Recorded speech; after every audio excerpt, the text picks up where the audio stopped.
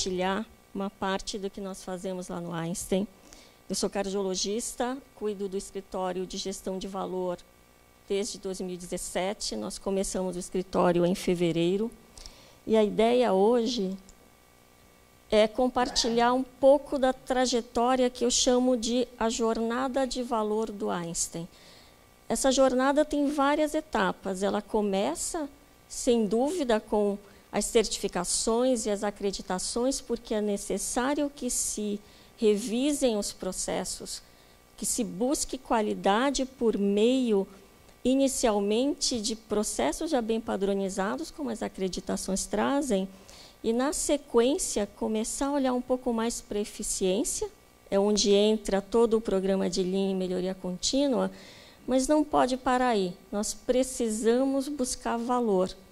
E eu acredito que quando nós buscamos o valor utilizando os princípios do Porter, de Elizabeth Teisberg, em que valor são os resultados clínicos em relação ao custo para se obter esses resultados, só Lean também não é suficiente. Nós precisamos usar uma outra metodologia, que é a metodologia da assistência baseada em valor ou do cuidado baseado em valor, e é nesse ponto que nós estamos hoje lá no Einstein. Como eu acredito que a maioria de vocês não conhece o nosso hospital, o Einstein é um hospital sem fins lucrativos que atua nessas 5 áreas. Tem o próprio hospital desde 1971, uma área de medicina diagnóstica ambulatorial, um instituto de ensino e pesquisa, um instituto de responsabilidade social e um instituto de consultoria e gestão. A minha área fica dentro do hospital. Nós atuamos tanto no sistema público brasileiro quanto no sistema privado. No sistema privado, nós temos um hospital de 627 leitos, com um tempo de permanência que reduziu muito a partir da metodologia Lean, e nós temos 2 hospitais do governo, dos quais o Einstein cuida da gestão. Nós fazemos cerca de 200 transplantes por ano para o governo. Nós fazemos um grande investimento em educação. Nós temos nossa própria faculdade de medicina, nossa própria faculdade de enfermagem, 27 programas de residência médica, mas eu queria chamar a atenção para a nossa Academia Einstein de Excelência Operacional. Ela é liderada pelo Ederson Almeida, nós temos mais de 600 belts formados e temos um curso de pós-graduação em excelência operacional em que os alunos saem com uma dupla certificação. Eles saem como especialistas, porque é uma pós-graduação, mas também já saem green belts a partir do final do curso. Nós fazemos um grande investimento em pesquisa e inovação, e, de novo, aqui, se a gente está falando em transformar o sistema de saúde, nós precisamos de tecnologia. Portanto, nós temos a nossa própria incubadora de startups, que é a Eretz Bio. Essa semana eu estive lá dando aula para os proponentes de inovação das startups, e é muito, muito importante que a gente faça esse link, porque nós precisamos de soluções. Nós precisamos de soluções para melhor coordenar o cuidado, nós precisamos de solução para melhorar a qualidade da informação, para extrair dados não estruturados de dentro dos sistemas. Enfim, é uma oportunidade muito grande a gente ter dentro da organização o contato com essas startups. E eu acho que aqui foi onde tudo começou. Na verdade, começou até um pouco antes de 1999, começou lá por volta de 1992, com a nossa primeira certificação ISO. Mas o grande marco foi 99. O nosso presidente, na época, e tudo que a gente faz aqui tem que ter a alta liderança dando para a organização como um todo, para onde nós estamos indo. O Dr. Brandt, na época, foi aos Estados Unidos, em 1995, convencer a Joint Commission de que nós precisávamos ser acreditados por uma entidade internacional, e, à época, a Joint Commission era só acreditadora de hospitais americanos. Levou 4 anos para a gente conseguir convencer, até que, em 1999, eles fizeram a primeira acreditação de um hospital fora dos Estados Unidos, que foi o Albert Einstein. Depois de lá, inúmeras acreditações na área assistencial, mas também acreditações na área de pesquisa, e na área de gestão e responsabilidade social. Há um reconhecimento de todo esse trabalho, não só no Brasil, mas na América Latina. O Einstein, há 9 anos, é considerado o melhor hospital no ranking da América Latina, levando em conta a segurança do paciente, capital humano, capacidade, gestão, eficiência, reputação e experiência do paciente. E tudo isso precisa estar traduzido no plano estratégico. Tudo o que a gente vai fazer precisa estar alinhado. Esse é o nosso plano estratégico. Desde 2016, a assistência baseada em valor faz parte do nosso plano estratégico, como também fazem 2 outras áreas que eu vou aprofundar um pouco mais com os senhores. A eficiência hospitalar e o engajamento do médico, porque a gente tem que entender que o valor é gerado na relação do médico com o paciente. Se isso continuar só no nível da gestão, a gente também não vai gerar valor. E aí eu gostaria de, para essa apresentação de melhoria contínua, falar um pouco de 3 pilares. O primeiro é o pilar da eficiência operacional. Nós começamos essa caminhada em 2008, já se vão praticamente 10 anos, 800 projetos iniciados nesse período, sendo que 700 foram concluídos. Nós temos por volta de 100 projetos em andamento nesse momento. Tipicamente, todos os gestores e áreas recebem um e-mail com a nova onda de Lean e você pode propor projetos que serão, então, vão passar por um processo de seleção. E existem critérios, e um dos critérios é o alinhamento com a tripla meta, ou seja, experiência do paciente, custo per capita, experiência no cuidado, a seleção dos líderes que vão tocar os projetos selecionados, a capacitação desses líderes em Lean, a execução e a governança durante todo o projeto, os resultados são validados, os colaboradores são certificados, há um momento de reconhecimento em que os melhores projetos são apresentados e premiados, há um controle de auditoria e se começa uma nova onda Lean. Como eu falei, nós procuramos balancear, e a gente ouviu isso agora há pouco, há que se balancear as questões de eficiência e produtividade puramente ligadas a custos com qualidade. Então, os senhores veem que 50% dos nossos projetos estão ligados à tripla meta. Desses, 30% são projetos ligados à efetividade, 8% a custo-efetividade e cerca de 12% ligados à eficiência. Até agora, nesses anos todos, a gente teve um ganho estimado de 63 milhões de dólares quando se olha a redução de custo e de desperdício no nosso sistema. Um exemplo que eu gostaria de trazer para vocês, eu acho que o que teve maior impacto foi o nosso programa de fluxo do paciente.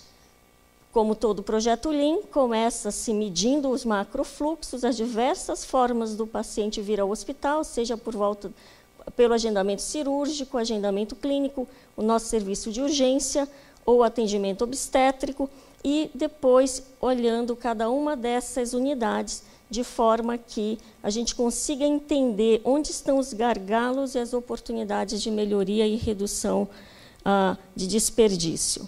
E o resultado deste trabalho foi visto ao longo do tempo. Uma redução do tempo de permanência de mais de 4 dias para 3,4 dias, 17%, um aumento no giro de leitos ou de camas de 21%, e o tempo de espera de um paciente entre ser indicado a internação e ele de fato chegar ao leito de 43 minutos, 54%. Isso fez com que houve uma mudança no plano diretor da organização, que já previa a construção de um segundo prédio para ter mais leitos para que a gente pudesse atender a demanda. Só que esta redução expressiva no tempo de permanência nos gerou 117 camas a mais, simplesmente por ganho de eficiência. O prédio não foi construído e isso tem 5 anos, quando ainda não havia a proposta de deshospitalização tão forte. Hoje a gente tem certeza que se esse prédio tivesse sido construído, nós estaríamos com problemas. Então, foi a decisão baseada num projeto Lean. E aí o resultado hoje é esse. A partir deste projeto, nós montamos centrais de monitoramento, nós temos 3 níveis de centrais, uma central que é mais um controle operacional para saber os leitos que estão disponíveis e como que vai ser feita a alocação de leitos. Temos uma área de monitorização assistencial em que se monitoram pacientes que estejam de forma prolongada com determinado catéter ou sonda, mas se tem paciente esperando no pronto atendimento, se tem pacientes com prescrição médica não feita naquele dia, de tal maneira que este time aciona a equipe assistencial e fala, olha, tem alguma coisa acontecendo aí, há uma mudança no parâmetro que a gente está monitorando aqui da central. E, por último, as nossas salas cirúrgicas com câmeras de vídeo, mas também com frequência, pressão e saturação de oxigênio, caso a equipe assistencial não perceba que houve uma mudança no perfil do clínico do paciente, nós também vamos acionar o time que está na sala de cirurgia. O segundo pilar, e eu acho que é fundamental, é o pilar de gestão e engajamento do médico. Isso é muito, muito importante, especialmente para um hospital como o nosso, que tem corpo clínico aberto. São 10 mil médicos cadastrados no hospital. Destes, só 14% são médicos contratados. E, tipicamente, esse é um médico que está em áreas fechadas, seja na UTI, seja no pronto atendimento, fazendo exames. Na linha de frente, cuidando de pacientes, são médicos autônomos, na grande maioria. E eles têm um forte senso de autonomia. Eles são pagos diretamente pelo paciente ou pelo pagador e são remunerados por cada atendimento. A nossa saída foi criar um modelo de gestão desse corpo clínico, fazendo uma medida anual de desempenho, segmentando esses médicos em 5 categorias, dando feedback, com um programa de reconhecimento de privilégios e benefícios, e esse ciclo se repete a cada ano e eles mudam de categoria. De um lado, eu vou explicar um pouco mais a seguir sobre esse modelo, e de outro, criando uma estrutura na qual os médicos possam contribuir para a padronização da prática.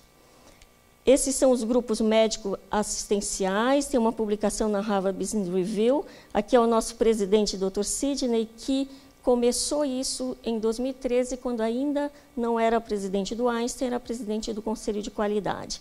São grupos que se organizam em torno de uma doença, de uma tecnologia ou de um tratamento. Tipicamente, eles se encontram na hora do almoço, nós organizamos toda essa agenda e, para montar o grupo, em geral, nós indicamos o primeiro médico facilitador, que, em geral, é um médico contratado do hospital. Esse facilitador leva o time até a maturidade de elegerem o próprio líder. E, a partir daí, eles caminham sozinhos, a gente coordena de forma que as discussões que acontecem dentro dos GMAs cheguem à alta liderança. Mas são eles que dão o tom. Uma vez por ano, eles fazem a apresentação para o board, para a alta liderança do Einstein, sobre o que eles conseguiram naquele período. Falando um pouquinho da nossa gestão do médico, nós usamos 4 pilares para medir os médicos. 45% do peso está em qualidade e comportamento, 35% em volume, nós nunca usamos dinheiro ou receita. 10% para ensino e pesquisa, e 10% para ações voluntárias. Um exemplo de cada um desses indicadores, então, aqui tem um médico, isso é real, é um cirurgião de grande volume, então ele tem um volume, ele sabe qual é o volume dele, ele sabe qual é a média da especialidade dele. Nós só comparamos médicos dentro da própria especialidade, eu não posso comparar um pediatra com um cirurgião cardíaco, por exemplo. Só que mais importante do que o volume é a complexidade do volume que ele traz para nós. Nós somos um hospital de alta complexidade, portanto, nós não vamos pontuar um procedimento de dermatologia com a mesma pontuação que uma cirurgia cardíaca. Então, isso é corrigido, nós olhamos a gravidade dos pacientes que esse médico traz pelo DRG e se é uma especialidade estratégica para nós ou não, e se é robótica ou não. Na parte de qualidade, aqui eu trouxe o exemplo do infarto, mas tem várias outras condições, dependendo da atuação do médico, em que ele consegue ver o azul é o médico, o verde é a média da especialidade e o preto é o máximo que alguém atingiu naquela pontuação. Nós também olhamos comportamento de duas maneiras. Uma, a partir de uma avaliação de 18 meses, a gente percebeu que mais da metade dos eventos adversos graves estão, de alguma maneira, ligados a comportamento. Ou o médico não seguiu determinada regra, ou alguém teve um comportamento que gerou outras situações que levaram risco. Então, nós pontuamos se o médico tem comportamento inadequado, ele perde ponto no modelo, se ele é recorrente, ele perde mais ponto. E se houve uma ligação com um evento adverso grave, ele perde mais ponto. Aqui, eu trouxe um exemplo que é da nota que as enfermeiras dão para os médicos todos os anos. São 5 dimensões, então, se o médico compartilha as informações do plano de cuidado, se ele compartilha o plano de alta, se ele é facilmente contactado, se ele tem uma relação cordial e se ele aderiu ao time-out, ao checklist cirúrgico, no caso dos cirurgiões. Essa nota é compartilhada para o médico, porque todo ano ele recebe esse feedback, e é muito interessante notar que esse grupo em vermelho são os médicos da categoria mais alta de relacionamento. No nosso programa de relacionamento, nós chamamos de médicos premium. Eles ficaram extremamente incomodados quando viram que estavam ranqueados não tão bem assim. Então, esse foi o grupo que mais melhorou em termos de comportamento, tratamento e relação com a equipe multidisciplinar. Então, eles estão extremamente incomodados com esse indicador e eles melhoram, porque eles querem ser populares também. Então, é um indicador muito interessante. A educação médica continuada é um pilar importante. Nós temos como meta apresentar 50 créditos por ano, seja treinamentos dados por nós, sejam treinamentos externos, desde que ele comprove, ele digitalize o certificado e encaminhe para o hospital, e esse a gente leva muito a sério. Nós temos 600 médicos que alugam consultório no Einstein. Esse é o motivo de não renovar o contrato com esses médicos. Se ele não tiver cumprido naquele ano a educação continuada, o contrato não é renovado. E dependendo do médico, a gente pode dar 6 meses para ele regularizar, fazer os cursos, mas esse é um indicador que a gente utiliza bastante. Nós também damos pontos para os médicos por conta de atividades filantrópicas, porque nos ajudam a fazer protocolos, porque participam de comissões, comitê de ética, farmácia, enfim, isso também é pontuado no programa.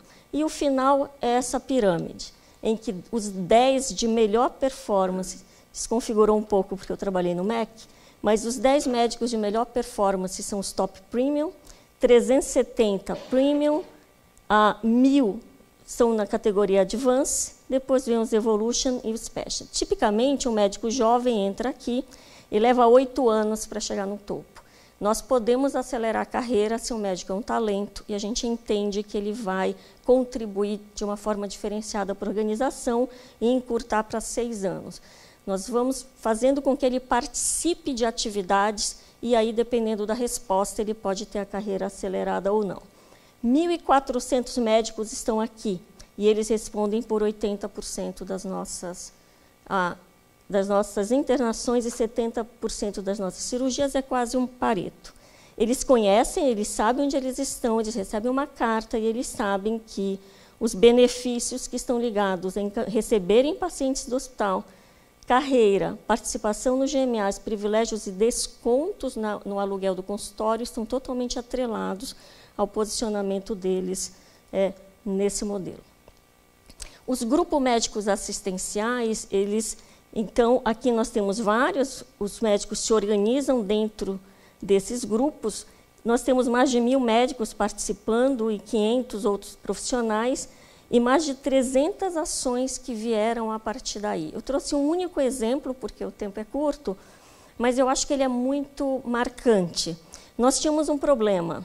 Isso 4 anos atrás, a nossa taxa de complicação após procedimento em carótida era muito elevado. Nós tínhamos vários médicos fazendo o procedimento, a gente chegava a 5% de AVC no procedimento cirúrgico e quase 16% na angioplastia, e isso era inaceitável. No modelo antes do GMA, nós faríamos um protocolo e comunicaríamos os médicos e pediríamos aprovação. No modelo GMA, nós levamos o problema. Temos um problema, nós precisamos de uma solução. Eles desenham o protocolo, eles vão avaliar os elementos que embasam a essa indicação e eles pediram uma barreira no agendamento e nós colocamos a barreira. A partir de então, qualquer cirurgia de carótida agendada é só pré-agendada. A partir daí, o nosso time de neurologia avalia a indicação e aí o agendamento vai ser mantido ou não. O ano passado, nós tivemos 2 casos em que nós não autorizamos a realização da cirurgia. Nos 2 casos, a indicação não se sustentava. E o modelo é muito interessante porque, na hora que esse cirurgião vai reclamar, os médicos que participam do GMA é que defendem o protocolo, não o hospital. E aí eu tenho que elogiar o meu chefe, o Dr. Miguel, que é o diretor do hospital, porque, em geral, existe a informação vai subindo, né? O médico primeiro reclama com o meu coordenador, que está abaixo de mim, depois ele reclama comigo, que sou a gerente, depois ele reclama com o diretor. E quando ele chegou no diretor, ele falou para o Dr. Miguel: você está cerceando a minha prática, você está impedindo que eu opere o meu paciente. E a resposta dele foi perfeita. Ele falou: não, eu não estou impedindo que você opere o paciente, eu só estou dizendo que não vai ser no Einstein. Você pode operar em outro lugar. E aí nós desmarcamos a cirurgia e só perguntamos se o próprio médico queria informar isso para o paciente ou se nós faríamos isso. Então, e com todo o apoio do restante do corpo clínico. Então, acho que é um modelo bastante interessante. Desde então, a nossa taxa de complicação tem sido 0 nesses procedimentos.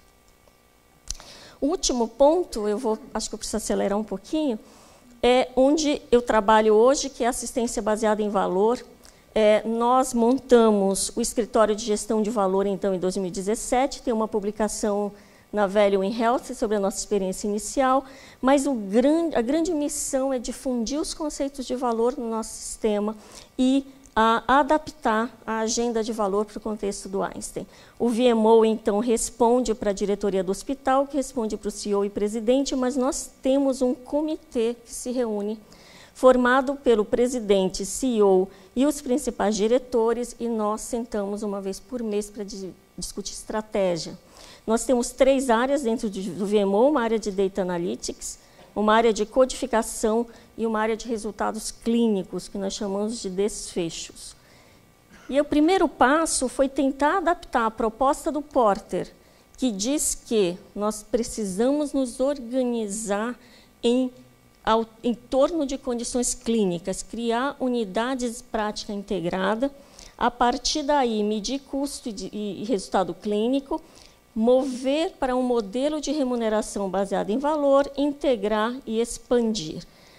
Obviamente que eu sei que se eu chegar no CEO com uma proposta de eu preciso de uma sala, um time dedicado, sem ter volume, a resposta vai ser não.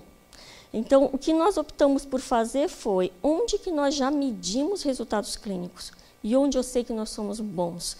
A partir daí, vamos criar uma plataforma de TI, olhar para a nossa informação, de forma que eu possa identificar coortes, medir custo no nível da condição clínica, desenhar os episódios de cuidado, definir quem são os médicos. Eu não posso ter 10 mil médicos no modelo desses. Então, tipicamente, nós temos 3 a 5 médicos apenas atuando nesses bundles, e aí nós vamos pilotar e navegar os pacientes em acordos com as operadoras ou empresas. A gente percebe que é muito mais fácil vender hoje para as empresas diretamente do que para as operadoras de plano de saúde. As áreas de atuação, então, são criar esse sistema de inteligência, criar os modelos, padronizar o resultado clínico, a performance, aquele modelo que vocês viram de medir os médicos é feito no nosso setor, difundir conhecimento e inovação. Óbvio que eu preciso de investimento. Vocês aqui em Portugal já têm o DRG, no Brasil nós não temos em nível nacional, mas se a gente não medir, não estratificar o risco, você não consegue se comprometer com o risco. Portanto, nós começamos implantando o DRG, na sequência o Cerner Millennium, que é o nosso prontuário eletrônico, e aí criamos a plataforma que integra dados financeiros com dados clínicos, com resultados clínicos, e agora estamos trabalhando numa plataforma digital para a coleta de desfechos. Nós utilizamos a metodologia ITION para as condições que nós temos, onde há a padronização, então são 9 condições, mas ainda nós trabalhamos com ligações telefônicas, são cerca de 1.000 ligações por mês, com uma efetividade de 790. Realmente a gente consegue falar com o paciente. Nós construímos, então, uma matriz que nos direciona para quais modelos propor. Então, aqui é volume, aqui é custo, e a cor da bolinha é a variabilidade do custo. Então, nós selecionamos doença coronária, dor lombar, câncer de próstata, câncer de mama, enfim. É a partir dessa matriz que a gente seleciona as condições que nós vamos. E óbvio que existem oportunidades. Se um pagador pede um produto específico, por exemplo, endometriose, que é um que a gente já negociou, a gente também desenha. Brevemente, o que a gente tira desse BI. Observem aqui, eu peguei um exemplo bastante simples, que é de cirurgia de vesícula, colecistectomia. Todos os dados são reais, menos os valores de custos que eu tive que mudar. Observem que, quando eu olho para o meu sistema, tem 2.000 cirurgias feitas por 151 cirurgiões. É absolutamente impossível trabalhar com 220% de variabilidade. Então, o que nós fazemos é selecionar a técnica que nós vamos cobrir. Não vou cobrir nem robótica, nem convencional, porque a gente entende que a melhor prática é por vídeo, por exemplo. Se existem procedimentos associados, qual é o perfil de risco do paciente, e aí eu já caio para 40% de variabilidade. Aí eu vou escolher o médico. E quando eu escolho o médico, os de melhor performance, eu chego em 16%. Aí eu posso correr risco e propor isso para a operadora. Então, na análise do médico, eu uso o case mix, eu uso a eficiência operacional por meio do quanto que ele tem de tempo de permanência e quanto que o DRG havia previsto. Se o paciente dele reinterna em 90 dias, se ele vem no departamento de emergência, a mortalidade e as complicações, qual é o custo e a variabilidade do custo da internação e ao final de 90 dias. Esse é o modelo que a gente tem utilizado, então a gente cobre desde o pré-operatório, a internação e suas complicações e o cuidado pós-alta, e sempre que possível a gente acrescenta risk sharing com a indústria. Então, por exemplo, implante percutâneo de válvula aórtica, nós temos acordo com os 3 principais fabricantes que, se houver necessidade de um marca-passo, como o marca-passo é decorrente do implante, quem paga o marca-passo é o fabricante da prótese. E nós não cobramos isso da operadora. Então, aí a gente consegue também reduzir o custo do procedimento.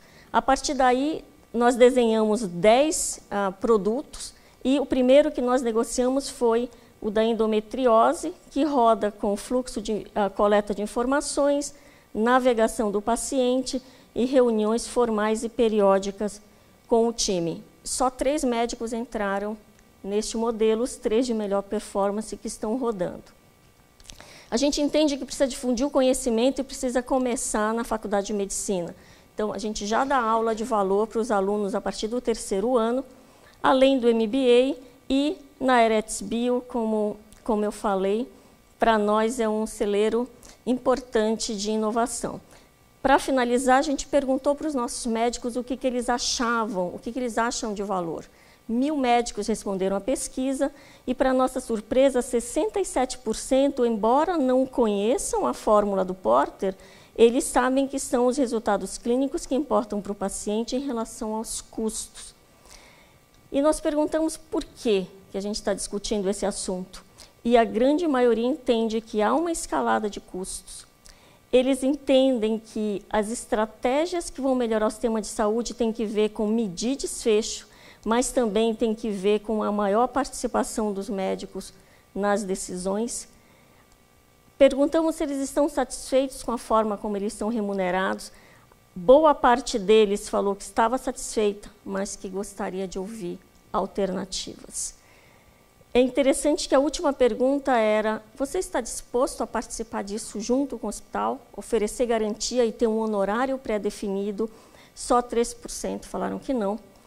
A maioria que sim, e uma parte disse: eu não tenho uma ideia formada, mas eu quero ouvir mais a respeito. Portanto, a gente entende que essa parceria, esse entendimento do médico vai fazer com que a gente consiga dar os próximos passos. Nós estamos conduzindo um estudo na América Latina, nós precisamos de dados da América Latina, simplesmente trazer o que dá certo na Suécia ou nos Estados Unidos não é o caminho. Então, nós estamos em 5 países, já temos 52 organizações para entender não o sistema de saúde do país, mas o que cada organização tem encontrado como alternativa. E aí eu queria finalizar com esse slide. Nós podemos combinar Lean, que tem um olhar focado em processo, esperando que no final a gente consiga bons resultados clínicos, ou a Value-Based Healthcare, que foca no resultado clínico, achando que por conta disso todos os processos vão acontecer. Eu acho que não precisa fazer uma escolha. Eu acho que a gente pode fazer isso de forma combinada, e essa é a ideia, e eu acho que é uma jornada que começa com as questões de qualidade e acreditação, passa pelo Lean, mas que termina com a questão de valor. E convidá-los, a gente tem o fórum com o IHI em outubro, e vamos ter um dia inteiro para falar e para discutir essa jornada de valor. Muito obrigada.